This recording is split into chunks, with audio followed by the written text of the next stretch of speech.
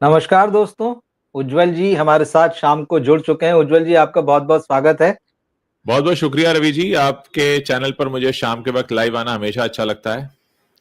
जी शुक्रिया। और दर्शक भी आपको देखना पसंद करते हैं और जी। बाकायदा लिखते हैं कि भाई उज्जवल जी से बातचीत। तो आज हम ये देख रहे हैं कि हम लगातार जो बातें करते हैं कि बॉलीवुड जो है जिस तरह से उसके काम करने का ढर्रा है, वो पिछले कई सालों में जो है वो एक जैसा चलता रहा है और इसको इधर बहुत तगड़े झटके भी लगे हैं। खास तौर पे कोरोना के बाद वाले में, और अब तो कमर लगभग टूटने जैसी स्थिति में आ चुकी। मगर इधर 2-4 दिनों में कुछ ऐसी डेवलपमेंट हुए हैं, कई सिनेमा के कहिए या प्रोड्यूसर डायरेक्टर के कहिए, उनकी कुछ बातें ऐसी आई है, उससे ऐसा लग रहा है कि शायद अब जो बार-बार हैमर होता है, कुछ अकल आने लगी है जैसे। अव्वल तो 2-3 चीज़ें हुई। एक तो जैसे जो री-रिलीज़ का मामला आया है और उसमें ये जो फ़िल्म सनम तेरी कसम ये जो चली है, इसने बॉलीवुड की आँखें खोल दी है। और इसके साथ में ज़ी5 पर जो फ़िल्म आई है, मिसेज़, सानिया मल्होत्रा है जिसमें। इन दोनों फ़िल्मों के एक्टर्स को, हर्षवर्धन राणे और सानिया मल्होत्रा, लोग बहुत एप्रिशिएट कर रहे हैं सोशल मीडिया में और ये बता रहे हैं कि भाई आउटसाइडर्स जो है, वो वाक़ई पोटेंशियल रखते हैं, उनको आपको लेना चाहिए सिनेमा में। इनको आज तक फ़िल्में क्यों नहीं दी? 10-10 साल हो रहे हैं दोनों को लगभग। इसके अलावा अब थोड़ी आँख इसलिए भी खुली कि हमने देखा करण जौहर जो है अब बाहर टैलेंट ढूँढने जा रहे हैं, डिस्ट्रीब्यूटर बनने के साथ-साथ। इसके अलावा मैं 2 लोगों के आज स्टेटमेंट देख रहा था, एक तो संदीप केवलानी, जिन्होंने स्काई फोर्स डायरेक्ट की। अब ये कह रहे हैं कि भई अरे बॉक्स ऑफिस के नंबर्स क्यों देखते हो? जबकि स्काई फोर्स का पूरा विवाद ही इसलिए कि आप लोगों ने कॉर्पोरेट बुकिंग की या जो ब्लॉक बुकिंग की, जो टिकटों का मामला था। और इनके अलावा एक और डायरेक्टर हैं, वेदा के प्रोड्यूसर जो हैं, निखिल अडवाणी। इन्होंने भी माना है कि ये तो जब हम लोग रिव्यू कर रहे थे फ़िल्म का, तो ये पार्टी कर रहे थे, कह रहे थे नहीं-नहीं मीडिया झूठ बोल रहा है, रिव्यूअर झूठ बोल रहे हैं, हमने बहुत महान फ़िल्म बनाई है। अब इन्होंने एक्सेप्ट किया है कि उस फ़िल्म में गलतियाँ हुई थी। तो अब ऐसा लग रहा है कि बॉलीवुड कहीं न कहीं जो ये बड़े झटके खाने के बाद थोड़ा-थोड़ा उसकी आँखें जो है खुल रही, शायद नींद जो गहरी थी वो टूट रही है, कुछ दखल हो रहा है उसमें। कैसे देखते हैं उज्जवल जी आप? देखिए, मैं इसको इस उदाहरण से समझाना चाहूंगा सभी दर्शकों को। जी, जब हम झूठ का सहारा लेते हैं और झूठ हमें एक टेम्परेरी रिलीफ, एक टेम्परेरी फायदा हमको दे रहा होता है, तो हम कहते हैं जी, दुनिया में तो बस झूठ ही झूठ है। और जिस झूठ को हम सच की तरह बोलते हैं, हमें लगता है सच तो है ही नहीं, जो हम झूठ बोल रहे हैं वही सच है। लेकिन वास्तविकता ये होती है कि सच तो अपनी जगह पर होता है और वो वहीं खड़ा होता सही। है। फिर वो जब हुँ, झूठ का धुंध छटता है और सच निकलकर सामने आता है, तब हमें एहसास होता है और हम कहते हैं अरे सच तो ये था। सच तो ये था कि आउटसाइडर्स आते थे। सच तो ये था कि आउटसाइडर्स को मौके नहीं देते थे। सच तो ये था कि हमने एक कैंप बना रखा था बॉलीवुड में कि हम इनसाइडर्स को ही मौका देंगे। तो वो जो धुंध छट रही है वो इनके लिए ही छट रही है। हमारे और आपके जैसे लोग तो हमेशा से सच को देख रहे थे और ये भी देख रहे थे ये लोग कैसे झूठ की धुंध में फंसे हुए हैं या खुद को फंसा लिया है या एक ऐसे बबल में रह रहे हैं जो एक दिन फूटेगा। तो वो फूट रहा है। अब ये बताइए कि हर्षवर्धन राणे ने जो एक्टिंग की सनम तेरी कसम में, ये उसको क्या उससे छीन सकते हैं?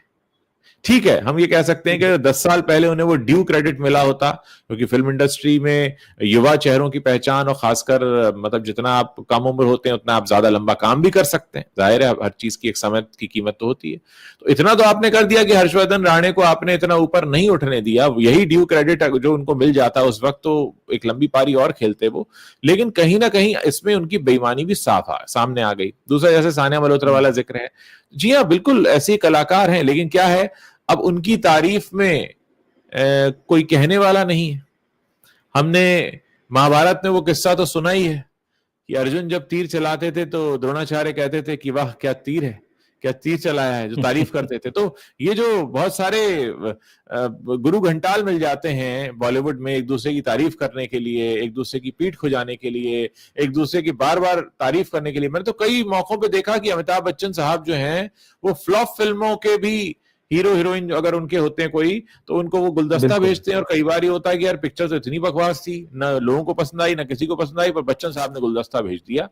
तो गलती बच्चन साहब की नहीं है, ऐसे बहुत सारे लोग हैं। इंडस्ट्री में झूठी चीज को पॉलिश कर करके चमका चमका के बेचना, ये धंधा बहुत पुराना है। लेकिन वही बात है कि सच ज्यादा दिनों तक छिप नहीं पाता। एक दिन सच जो होता है वो सूरज की तरह निकल के सामने आता है और फिर आपको लगता है कि झूठ तो धुंधला था, झूठ तो अंधेरा था। और वही हो रहा है इंडस्ट्री बिल्कुल के ठीक साथ इस चीज़ समय। है। वही हो रहा है। इसमें देखिए क्योंकि सानिया मल्होत्रा की बात है, दंगल से इन्होंने करियर शुरू किया था। एक बहुत प्यारी फिल्म आई थी सानिया की, द फोटोग्राफ, जो जिसमें नवाजुद्दीन सिद्दीकी थे, बहुत हाँ, बढ़िया देखा फिल्म थी, उसमें देखी है थी ना, मैंने, बहुत प्यारी फिल्म थी। बहुत अच्छी फिल्म। उसके बाद वो बधाइयो जैसी फिल्म में भी दिखी, जो कि इतनी बड़ी मतलब हिट फिल्म थी और बहुत चर्चा हुई उसकी। कटहल जैसी फिल्म उनकी जो ओटीटी पर आई, पगलैट कटहल, जैसी फिल्म जो आई, जी, जी। मतलब ये सारी फिल्में जिसमें लगा कि यार ये कितनी बढ़िया एक्ट्रेस है। उसके बाद भी इंडस्ट्री में इनको ड्यू मौके नहीं मिले। जवान में लिया छोटा सा रोल शाहरुख खान के साथ में। इनकी एक फिल्म आ रही है अभी सनी संस्कारी की, तुलसी कुमारी। अब लीड हीरोइन उसमें जानवी कपूर है, जिनको सब जानते हैं कि एक्टिंग करना नहीं आती है, और वो क्यों है वो सबको पता है। अब दर्शक इस बात पर सवाल उठा रहे हैं कि भाई इनको यहां भी सेकंड लीड, और जानवी कपूर जो खास वजह से, खास लोगों की वजह से, खास सरनेम की वजह से वहां पे, उनके मुकाबले ये सेकंड लीड कर रही हैं इस फिल्म में। और आप देखिए कि इतना शानदार काम है। तो ये जो है बॉलीवुड लगातार कर रहा है। हर्षवर्धन राणे के मामले में भी यही कह रहे हैं लोग कि भाई उस व्यक्ति की एक ही ये रोमांटिक फिल्म थी, और रोमांटिक हीरो जो है बॉलीवुड में यंग फेसेस बहुत ही कम है। उनको उसके बाद वैसी कोई फिल्म ही ऑफर नहीं की, एक्शन दी, थ्रिलर दी। तो अगर आप इंडस्ट्री से नहीं है तो आपके साथ इसी तरह का जो है वो इनजस्टिस होगा, ये बात साफ है। देखिए रवि जी, हम और आप अपने स्तर पर ये काम कर रहे हैं लगातार उन्हें आईना दिखाने का, जी और क्योंकि हम इस बात को बहुत अच्छे से समझते हैं, हम बहुत समय से आईना दिखा रहे हैं, बहुत समय से हम ये बात कह रहे हैं, इसीलिए हम बहुत से लोगों की आंखों में किरकिरी हैं। लेकिन जैसा मैंने कहा कि ये सच तो सामने आएगा ही। जानवी बिल्कुल कपूर क्योंकि श्रीदेवी की बेटी है इसलिए वो बड़ी हीरोइन बनेंगी, मेन लीड करेंगी, और सानिया मल्होत्रा क्योंकि कोई नहीं है, कोई नहीं है कहने का मतलब कि कोई फिल्म इंडस्ट्री से ताल्लुक नहीं रखती है, इसलिए उन्हें सेकंड लीड मिलेगा। तो ये सारा बिल्कुल चलन जो अगर हम ये हमारे सामने हो रहा है और हम इसको अप्रूव कर रहे हैं, अगर हम इस पर ठप्पा लगा रहे हैं, मोहर लगा रहे हैं कि हाँ यही सही है, तो कहीं ना कहीं हम भी गुनहगार हैं। यहां पर जब मैं हम कह रहा हूं तो मैं दर्शकों की बात कर रहा हूं। अगर दर्शक ये बात कहना ठीक शुरू बात करें, क्योंकि आप फिल्में किसके लिए बनाते हैं? जानवी कपूर अपने लिए फिल्म में काम नहीं करती, वो चाहती हैं कि उनको ब्रांड्स मिले, उनको बहुत सारे लोग देखें, उनकी वाहवाही हो, उनकी तारीफ हो, फिर वो कई और ब्रांड्स का एंडोर्समेंट करके बहुत से पैसे कमाएं। जैसा कि वो अक्सर कहती हैं कि इंस्टाग्राम से मैं पैसे कमाती हूँ क्योंकि बहुत सारे मैं ब्रांड्स का ऐड करती हूँ, वरना एक्टिंग के नाम पे तो उनको कौन पैसा देगा, आपको पता ही है। तो कुल मिलाकर मामला ये है कि हम सब क्या इतने मूर्ख बनने के लिए तैयार हैं कि हम खुद मूर्ख बनकर किसी के घर का धंधा चमका रहे हैं? हम अयोग्य लोगों को मौके दिलवा रहे हैं, हम ऐसे लोगों को आगे बढ़ने में मदद कर रहे हैं जो डिजर्व नहीं करते। तो सबसे बड़ा गुनाह तो हमारा भी है। आज अगर हम एक फिल्म पत्रकार होने के नाते इतनी बड़ी बात यहां पर कह रहे हैं आपके मंच पर आकर कि जो लोग नालायक हैं उनको काम मत दो, जो लायक हैं उनको काम दो, तो इसमें कोई गलत बात नहीं है। लेकिन ये क्या है कि इंडस्ट्री में ऐसे कहने की कोई हिम्मत करता नहीं है। जैसे मैंने कहा कि सबको अपने पीआर और पीआरशिप का बड़ा क्रेज रहता है, बड़ी चिंता रहती है। यहां सबसे जरूरी बात यह है कि सच को सच कहने वाला व्यक्ति चाहिए। अब हम देख रहे हैं कि धीरे धीरे बदलाव आ रहा है, धीरे धीरे चीजें बदल रही हैं। अब लोग जाकर इस चीज को एड्रेस करने लगे कि हाँ यार, जैसे अभी सनम तेरी कसम का आपने जिक्र किया, तो लोग कर रहे हैं ना कि जिक्र, अरे यार ये फिल्म तो पहले भी आई थी, इसी दुनिया बिल्कुल में आई थी, किसी दूसरे बिल्कुल ग्रह पर रिलीज नहीं हुई थी। और ऐसा भी नहीं कि 10 साल में वो लोग खत्म हो गए, वो पीढ़ी बदल गई है। हम सभी लोग थे ना 2016 में, 2016 तो हमें याद है, अभी तो था 9 साल सही पहले। है। तो उस वक्त हमारे अंदर कैसा था और हमें यह भी एक अध्ययन करना होगा कि उस साल और किस तरह की फिल्में आई, इसके आसपास कौन सी फिल्में आ रही थी। तो ये तमाम चीजें हैं। बहुत सारे लोगों ने ये भी कहा कि भाई बहुत समय से लव स्टोरी नहीं आई थी इसलिए चल गई। ठीक है, वो बात एक एक एक, एक कहते हैं ना, वो बात भी जायज हो सकती है। लेकिन एट द सेम टाइम हम खुद से सवाल पूछेंगे ना कि 2016 में हमने क्यों नहीं एक्सपेक्ट किया कि इसको अच्छे दर्शक मिलेंगे। शायद हम किसी और चीज के पीछे भाग रहे थे 2016 में, शायद कुछ और था जो चल रहा था, या वो पट्टी पूरी तरह से बंधी हुई थी, खुली नहीं थी। तो ये हमें समझना बहुत जरूरी है। और ये बात सिर्फ दो लोगों की नहीं है, सानिया मल्होत्रा और हम सनम तेरी कसम की बात नहीं कर रहे हैं। हम बात यहां पर कर रहे हैं कि ऐसे ही कितने लोगों को दबा दिया गया, छुपा दिया गया। तुम्हारी हिम्मत ही नहीं होनी चाहिए कि तुम इतनी बड़ी बात कहो, यहां पे बात करो यहां पर। मतलब सच में आज हम जब इस दौर में बैठे हैं तो हम इस बात को समझ सकते हैं कि आपको लगता है कि कोई फिल्म ऐसी आएगी, रवि जी, मैं हाइपोथेटिकली कह रहा हूं कि कोई फिल्म ऐसी आएगी जिसमें सानिया मल्होत्रा का मेन लीड होगा और जानवी सपोर्टिंग कर रही होंगी? शायद आज की तारीख में हमें नहीं लगता कि ऐसा संभव होगा, क्योंकि हमने एक वैसी मनोदशा वाले लोगों को अपने आसपास खड़ा कर रखा है। हमने बिल्कुल जिस एक तरह, अलग तरह का माहौल बना रखा है। मृणाल ठाकुर का जिक्र कर रहे हैं, द इन्फिनिटी वॉरियर, जो जी हमारे दर्शक बिल्कुल हैं। बिल्कुल, तो हाँ बिल्कुल वही बात है कि हम सीधे जोड़ते हैं कि कौन सी लेगेसी है, कौन से खानदान से आ रहे हो, कहां से आ रहे हो, तो ये तो बहुत हुआ है, ये तो चीज बहुत हुई है। बिल्कुल, इससे साफ साफ पता चलता है कि बहुत सारे टैलेंट को खत्म भी कर दिया गया, इंटेंशनली भी खत्म किया गया है। अगर वैसे नहीं किया तो फिर उनको साइड में ढकेल के सिर्फ हम अपनी जो भीड़ लाना चाहते हैं नेपो किड्स की, उस तरह से भी खत्म किया गया है। अब लेकिन करण जौहर जो कह रहे हैं कि भाई मैं थोड़ा-सा बाहर जाऊँगा रीजनल सिनेमा से, क्योंकि अब उन्होंने डिस्ट्रीब्यूशन का भी धंधा खोल लिया है। और उसी के बहाने वो ये कोशिश कर रहे हैं कि बाहर का जो टैलेंट है, टैलेंट उनकी मजबूरी हो जाएगी, क्योंकि जब आप रीजनल फ़िल्म्स लाएँगे, तो उनके एक्टर्स को भी अपना प्लेटफ़ॉर्म तो देना ही पड़ेगा, उनको भी लाके खड़ा करना पड़ेगा, उनको भी प्रमोट करना पड़ेगा। तो कहीं न कहीं अब ये मजबूरी हो गई है। लेकिन सवाल ये है कि वो हिंदी की फ़िल्म इंडस्ट्री में रीजनल या बाहर के जहां-जहां वो अपने ऑफिसेस खोल रहे हैं डिस्ट्रीब्यूशन के, वहां से वो कौन सा टैलेंट लेके आएंगे जिसको कि हिंदी फिल्मों में लॉन्च करेंगे। ये एक बहुत देखने वाली बात होगी। और अगर वो ऐसा करते हैं और नेपो किड से आगे रखते हैं उन लोगों को, तब तो ये माना जाएगा कि शायद उनकी आंखें खुली और उनको कुछ समझ में आ रहा है। क्या आपको लगता है कि ऐसा हो पाएगा? जो करण जौहर खुद अपने लिए आसरा ढूंढ रहे हों, जो खुद किसी छत की तलाश में हो, जो किसी सहारे की तलाश में हो, वो सामने वाले को क्या सहारा देंगे?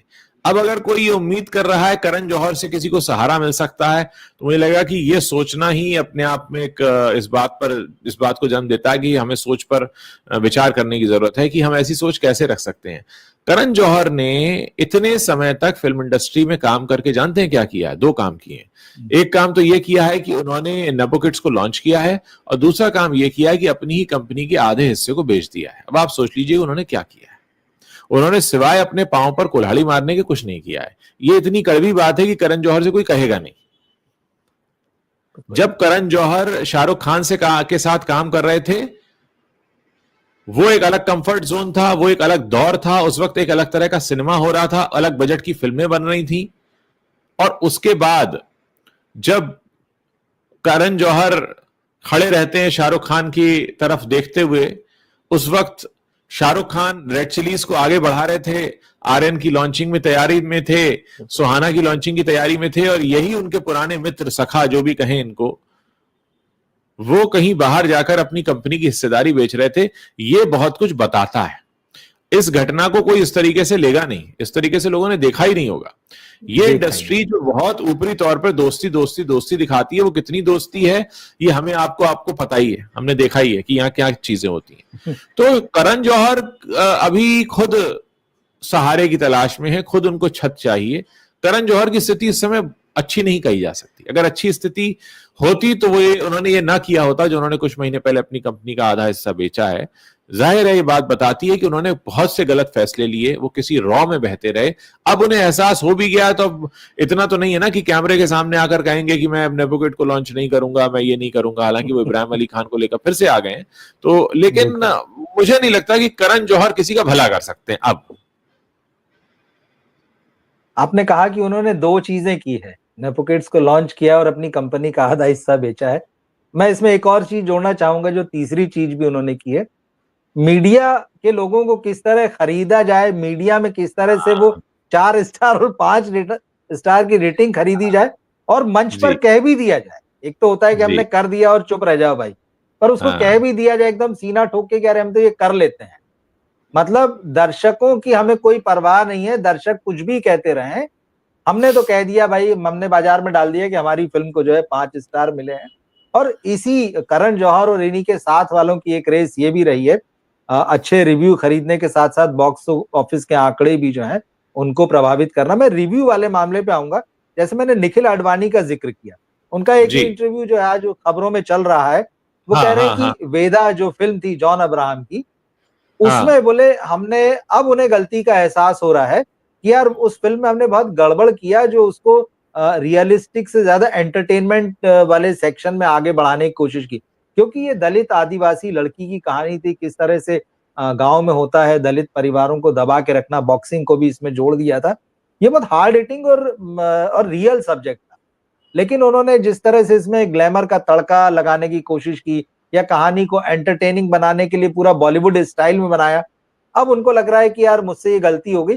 मगर मुझे याद है कि जब हमने उस वक्त जॉन की इसलिए भी आलोचना की थी क्योंकि उन्होंने एक जर्नलिस्ट के साथ बहुत बदतमीजी की थी, कह रहे आप मुझसे क्या सवाल पूछ रहे हैं कि मैं कैसे रोल करूं क्या। खैर, लेकिन उस वक्त जब हम रिव्यू दे रहे थे इस फिल्म का ये खराब है, तब ये लोग दूसरे ही दिन पार्टी कर रहे थे, सक्सेस पार्टी, कि फिल्म तो बहुत बड़ी सफल हो गई। तो ना वो बॉक्स ऑफिस पर चली, और आज वो इस गलती को भी स्वीकार कर रहे हैं कि यार हमसे गलती हुई, हम फिल्म समझ नहीं पाए कहानी को और हमने उसको गलत तरीके से बनाया। तो लेकिन अब वही होता है ना कि अब पछताए क्या हो जब चिड़िया चुग गई खेत वाला मामला है। अब उस फिल्म ने तो आपके नाम पे भी बट्टा लगाया और जॉन अब्राहम के डूबते कैरियर को एक धक्का और मार दिया उसमें। अब उसको स्वीकार करने से क्या होता है? देखिए, सक्सेस पार्टी जो है इनको कोई सीरियसली लेता नहीं है बॉलीवुड में।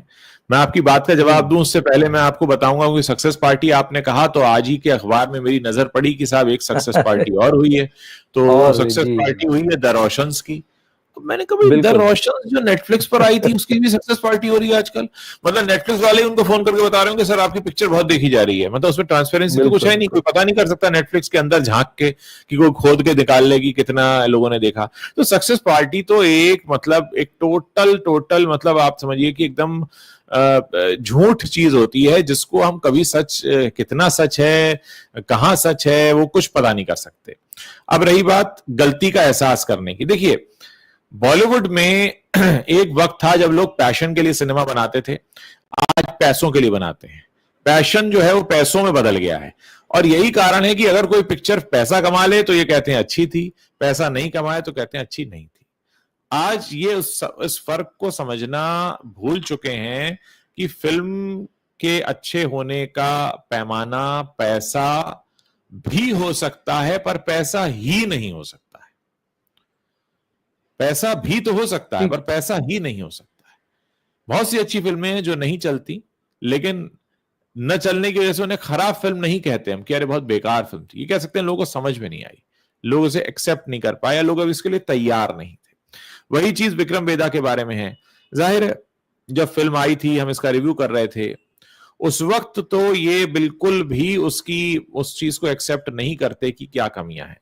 आज जब पिक्चर आकर जा चुकी है, एक लंबा वक्त हो चुका है, आप किसी को फर्क नहीं पड़ता है इस बात से, अनलेस कि आप उसे दोबारा रिलीज करने जा रहे हो कि वो फिल्म कैसी थी, तो आपने मान ली उसकी खामी। तो ये उनकी महानता नहीं है बल्कि ये उनकी मतलब उनको इतना दूरदर्शी होना चाहिए था कि वो गलती उस वक्त नहीं करते, लेकिन वो गलती की, उसके साथ खड़े रहे, गलती को पोसते रहे और बाद में बोला कि हाँ ये तो गलती हो गई थी, ऐसा नहीं होना चाहिए था। तो ऐसे व्यक्ति को क्या हम समझदार कहेंगे? नहीं, समझदार तो नहीं कहेंगे। बिल्कुल ठीक चीज है भाई। ये तो वो गलती, और इसके बाद इससे पहले भी इन्होंने ऐसी गलतियां की है और इसके बाद भी जो है ये गलतियां जी करते रहेंगे, नहीं करेंगे इसकी कोई गारंटी नहीं है। हाँ क्योंकि बॉक्स ऑफिस की बात आपने की पैसे से, तो ये कोई ऑडियंस नहीं पूछता इनसे कि आपकी फिल्म ने कितना पैसा कमाया है या आपकी फिल्म को हम पैसे से तौलें। ऑडियंस जाता है और देख के बताता है फिल्म अच्छी है या खराब। पैसे का खेल यही लोग शुरू करते हैं। स्काई फोर्स के जो डायरेक्टर हैं, दो डायरेक्टरों में से एक जो संदीप केवलानी है, उनका भी स्टेटमेंट आज आया है। उन्होंने भी कहा है कि भाई स्काई फोर्स के कलेक्शंस पर जो कंट्रोवर्सी हुई है वो उन सारी चीजों को वैसे नहीं देखना चाहिए, हमारे कलेक्शंस तो सारे ऑर्गेनिक है, जबकि उनके ऑर्गेनिक होने पर ही सवाल उठ रहे हैं। और वो कह रहे हैं कि नहीं, उनको तो ऑर्गेनिक ही माना जाना चाहिए। और सबसे बड़ी बात फिर वो कह रहे हैं कि बॉक्स ऑफिस कलेक्शन को पैमाना नहीं बनाना चाहिए कोई फिल्म अच्छी है या नहीं। उन्होंने थ्री इडियट्स का उदाहरण दिया कि भाई अगर आज हम थ्री इडियट्स की बात करेंगे तो हम ये थोड़ी कहेंगे कि थ्री इडियट्स ने कितने कमाए थे। बिल्कुल ठीक बात है, लेकिन जब फिल्म रिलीज होती है पहले दिन से तीसरे चौथे दिन, हफ्ते दो हफ्ते तक लगातार इधर प्रोड्यूसर्स का प्रेशर रहता है और वो लगातार मार्केट में आंकड़े फेंकते हैं, हमारी फिल्म ने इतना कमा लिया। चाहे स्काई फोर्स का मामला रहा हो, चाहे इसी मेडॉक की आई हुई छावा का मामला है, इस पर तो प्रोड्यूसरों की तरफ से बात ही नहीं होती है। कोई कह ही नहीं रहा कुछ की फिल्म कैसी, वो लगातार मार्केट में डाल रहे हैं 2025 की अब तक की सबसे कामयाब फिल्म है। इससे पहले स्काई फोर्स के लिए कह रहे थे। मतलब आंकड़ों की बात भी आप करेंगे, आंकड़े भी आप छपवाएंगे, और जब उसपे सवाल उठने लगेंगे तो उन्होंने ये भी कह दिया कि यार ये सारा तो ट्रेड वालों का फैलाया हुआ रायता है। अरे ट्रेड वालों से भी आप ही कराते हैं। तो कहीं ना कहीं वो गलतियों का एहसास हो रहा है, वो चुभ रही हैं, वो पिंच भी हो रही हैं, लेकिन पूरी तरह से एक्सेप्ट भी नहीं कर पा रहे, क्योंकि अगली फिल्म में उनको फिर से फिगर्स का ही खेल खेलना है, कंटेंट पे बात ही नहीं करनी। कंटेंट पे बात जब आती है तो कायदे से तो फिल्म रिलीज होने से पहले जब आप प्रेस कॉन्फ्रेंस करते हैं, उसमें आपको बात करना चाहिए, जो उस वक्त जो इंटरव्यू करते हैं, लेकिन वो सारा भी प्रायोजित हो चुका है। वहां भी आपको गुड गुड सवाल लेने हैं, तारीफों वाले सवाल लेने हैं, ऐसे सवाल लेने हैं जिससे कि लगे कि यार हमारी इमेज पॉलिश हो जाए। तो कहीं भी ये लोग कोई गुंजाइश नहीं छोड़ रहे कि सही ढंग से बात हो सके। अब ये कह रहे हैं कि आंकड़े भी जो है उस पर बात करने की क्या जरूरत है, जबकि बात खुद ही कर रहे हैं। देखिए, अब हर फिल्म जो है, हाल फिलहाल में आई फिल्म को अगर मैं याद करूं तो 12वीं फेल मुझे याद आ रही है, जो वर्ड ऑफ माउथ से लोगों ने पसंद की। अब हर फिल्म तो इस स्तर पर पहुंच नहीं पाती कि वो लोग उसकी तारीफ करके कहें कि भाई ये फिल्म बहुत अच्छी बनी है और हम इसको देखने गए थे, उसको लगाओ और चलाओ।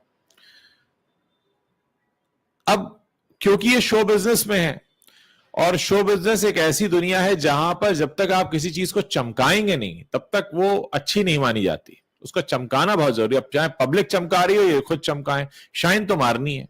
जब पब्लिक नहीं चमकाती है तो ये इस तरीके के स्टेटमेंट से उसको चमकाना शुरू करते हैं। ये एक हद तक इनकी मजबूरी भी है, लेकिन एट द सेम टाइम मैं ये कहूंगा कि आप इस मजबूरी के चक्कर में पड़े उससे पहले मेहनत करें, फिल्म के कंटेंट पे काम कर लें, फिल्म को इनोवेटिव बना लें। फिल्म मनोरंजन के लिए लोग देखते हैं, फिल्म लोग नएपन के लिए देखते हैं। मनोरंजन की अगर परिभाषा में मैं जाऊंगा तो सबसे पहले नएपन का हमें एहसास अगर होगा तब हमारे लिए वो मनोरंजन होता है। अगर मैं कोई चुटकुला पहले से बता दूं या कोई कहानी आपको पहले से बता दूं तो आप उस कहानी को उस तरह से एंजॉय नहीं करते जब तक कि आपको उसमें कोई नयापन ना मिले, एक नई तरीके का ट्रीटमेंट ना हो। ठीक है, हम हमारे सिनेमा में बहुत सी लव स्टोरी बनती रही हैं और हर लव स्टोरी में दो ही चीजें होती हैं, या तो मिल जाते हैं या बिछड़ जाते हैं, लेकिन फिर भी उसको कहने का एक तरीका होता है, उसमें कुछ कहानी कुछ मोड़ से होकर गुजरती है और हर कलाकार अपना अपना कुछ उसमें कंट्रीब्यूट करता है। लेकिन जब आप बिल्कुल घिसे पिटे तरीके से चीजों को अपने हिसाब से करें और सिर्फ आप इस पर राइड करना चाहें कि देखो हमने इतने कमा लिए, हमारी तो सक्सेस पार्टी तीसरे दिन हो गई, हमने तो ये कर दिया। देखिए क्या है ना, अल्टीमेटली आप फिल्म बना रहे हैं लोगों के लिए, अपने लिए नहीं बना रहे हैं। और आपकी इच्छा ये है कि आप फिल्म बनाएं, लोगों को पसंद आए, वो उसकी तारीफ करें, उसे देखने जाएं और आपको पैसे दें। अब इसमें कई सारे पहलू हैं। अगर आप एक फिल्म बना रहे हैं तो क्या आप उसके प्रति पूरी तरह से ईमानदार हैं, या आप उसमें मिलावट कर रहे हैं? यार ऐसे हीरो ले लो मेरा भांजा है, ऐसे हीरोइन ले लो मेरी भतीजी है। जब आप वहीं से बेईमानी करने लगते हैं तो आपने तो मिलावट कर दी ना उसमें, और आपकी मिलावट, एक मिलावट दूसरे को जन्म देती है, दूसरा तीसरे को। जैसे एक झूठ को छुपाने के लिए 100 झूठ बोलने पड़ते हैं, ऐसी एक मिलावट के बाद दूसरी मिलावट आती जाती है, और फिर जो मिक्सचर बनके तैयार होता है उस पे आप कोई ऐसी उम्मीद नहीं कर सकते कि वो तो बिल्कुल गाय के दूध से निर्मल होगी, गंगा जल जैसी निर्मल होगी पिक्चर। नहीं, उसमें बहुत मिलावट होगी, वो गंगा का पानी नहीं हो सकता फिर। तो इसको हमें समझना पड़ेगा, एक्सेप्ट करना पड़ेगा। और अगर आप इसे एक्सेप्ट नहीं करेंगे तो फिर भटकते रहेंगे, दूसरों को भटकाते रहेंगे, लेकिन जो वास्तविकता है ना वो वही रहने वाली है। हम किसी को कोई भी पट्टी बढ़ा सकते हैं। बच्चे होते हैं ना, छोटे बच्चे, झूठ बोलने के बाद कहानी सुनाते हैं, सोचते हैं हमने बड़े को बेवकूफ बना दिया, देखो हमने कह दिया। बड़े को भी पता है कि ये झूठ बोल रहा है, लेकिन अभी आपके झूठ बोलने से सच्चाई बदल नहीं जाती है, वो वहीं रहती है। और वही बॉलीवुड के साथ हो रहा है, सच्चाई वहीं खड़ी है। ये अपने बबल में इधर से उधर घूम रहे हैं, इनको लग रहा है पता नहीं इन्होंने कितना बड़ा तीर मार लिया है। बिल्कुल, बॉलीवुड के जो झूठ थे वो धीरे धीरे अब सारे खुल के सामने आने लगे हैं, और इनको जो लग रहा था कि एक स्टार ड्रिवन सिस्टम हमने बनाया हुआ है, वो अब भरभरा के टूट कर गिर चुका है। वो जो नेपो किड्स को जो ये लादने की कोशिश में थे, वो बहुत हद तक जो है अब चरमरा गया है। दर्शकों ने साफ साफ कह दिया कि हमें ऐसे एक्टर नहीं चाहिए, हमको सानिया मल्होत्रा जैसे या हर्षवर्धन की जो फिल्म आई वैसे कलाकार और वैसा सिनेमा चाहिए है। तो बहुत कुछ, तो मुझे लगता है कहीं ना कहीं अब इनको अंदर झांक कर देखने की जरूरत पड़ेगी। हालांकि इनके लिए बड़ा तकलीफदेह होगा, बहुत आसान नहीं होगा, बहुत दर्द होगा इसमें उनको, लेकिन उस दर्द को इन्हें सहना पड़ेगा। तो देखते हैं कब तक चीजें बदलती हैं। तो अगर आप इस पे कुछ फाइनल कमेंट कहना चाहें तो आप बताइए। मुझे लगता है अच्छी रही है बातचीत। बिल्कुल, बहुत अच्छी बातचीत रही। देखिए, हमारा यही कहना है कि आप डेफिनेशंस को अपने हिसाब से मोल्ड मत कीजिए, मिलावट मत कीजिए, हमारे सामने झूठ मत बोलिए। जो आधार स्तंभ है सिनेमा के, अच्छी कहानी, अच्छा ट्रीटमेंट, सही तरीके से कहना, दर्शकों को बांधना, लीड कैरेक्टर के साथ कनेक्ट करना, ऑडियंस का उसमें क्यूरियोसिटी होना, इंटरवल के बाद भी इंतजार करना, कहानी का अनप्रेडिक्टेबल होना, नयापन होना, ये तमाम चीजें अगर ये होंगी तो आपको जरूरत ही नहीं पड़ेगी इतनी चीजों की। फिर तो सक्सेस पार्टी आप नहीं बनाओगे, आपका दर्शक बनाएगा सक्सेस पार्टी की, यार इतनी सही बढ़िया बात। पिक्चर आई है, मैं बनाऊंगा इसकी सक्सेस पार्टी। तो आप कहाँ अपने मुंह मियां मिट्ठू बनते हो? और मतलब मुझे तो पूछने का मन करता है यार, अपने मुंह मियां मिट्ठू बनते बनते थक नहीं जाते? अपने मुंह मियां मिट्ठू बनते बनते शर्म महसूस नहीं होती कि कहां पहुंचा दिया है खुद को, कहां पहुंच गए हो खुद, और इंडस्ट्री को कहां लेके जा रहे हो? आज मतलब लोग मुंह पर हंसी बनाकर जाते हैं। तो जब देखिए आप ट्रैक से हटते हैं तो क्या होता है, इसका बहुत बड़ा एग्जांपल है कंगना रनौत। मैं कंगना रनौत का नाम इसलिए ले रहा हूं क्योंकि कंगना रनौत को 4 बार नेशनल अवार्ड मिला है, लेकिन आज पिछले 10 साल से एक अदद हिट नहीं मिली है क्योंकि वो ट्रैक से हट गई। मैं इस बात पर कमेंट नहीं कर रहा हूं कि उन्हें राजनीति में आना चाहिए नहीं आना चाहिए, मैं इस बात पर कमेंट कर रहा हूं कि वो अपने सिनेमा के ट्रैक से हट गई। उसके बाद फिर चाहे वो जो कर रही थी, लेकिन जब वो सिनेमा के ट्रैक पे नहीं रही तो डिरेल हो गया मामला। आज स्थिति क्या है? वो करियर का वो वक्त देखें कंगना का जब उनको 4 नेशनल अवार्ड मिले थे, और ये वक्त देखें जब नहीं मिले और वो कहीं कहीं और है। ठीक है, उनके जीवन का मकसद सांसद बनना, राजनेता बनना, होटल खोलना, कैफे खोलना, कुछ भी हो सकता है। मैं उस पर कमेंट करने वाला कोई नहीं हूं क्योंकि मैं उनको एज एन एक्टर ही उनका एनालिसिस कर रहा हूं। लेकिन वो एक्टिंग की पाठशाला में क्यों फेल हो गई जबकि वो अव्वल नंबर थी?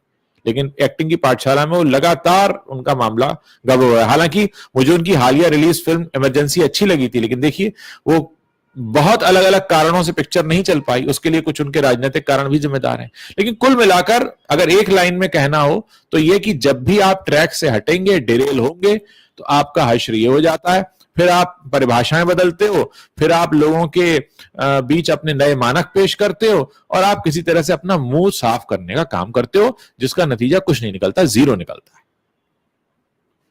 बिल्कुल, मुझे लगता है आपने बिल्कुल ठीक बात कही कि अपने मुंह मियां मिट्ठू बनना बंद करना चाहिए और ऐसी फिल्म बनाना चाहिए जिसकी सक्सेस पार्टी करने की जरूरत आपको ना पड़े। दर्शक उस फिल्म की सक्सेस को एंजॉय करें, उसकी पार्टी करें, और हमें भी बहुत अच्छा लगेगा ऐसी फिल्म आएगी जिसके सक्सेस को हम यहाँ जो है डिस्कस कर सकें और डिस्क्राइब कर सकें। बिल्कुल। तो उज्जवल जी, आप आए और बड़ी इंटरेस्टिंग बातें रही। हम मिलते हैं शाम को फिर जी, आपके प्लेटफॉर्म जरूर। पर, और वहाँ जी, जी, कुछ बढ़िया सब्जेक्ट्स पर हम बातचीत करेंगे। तो हम कहेंगे जी, दर्शक वहां जुड़े हमारे साथ में। जी। धन्यवाद। Thank you, thank you.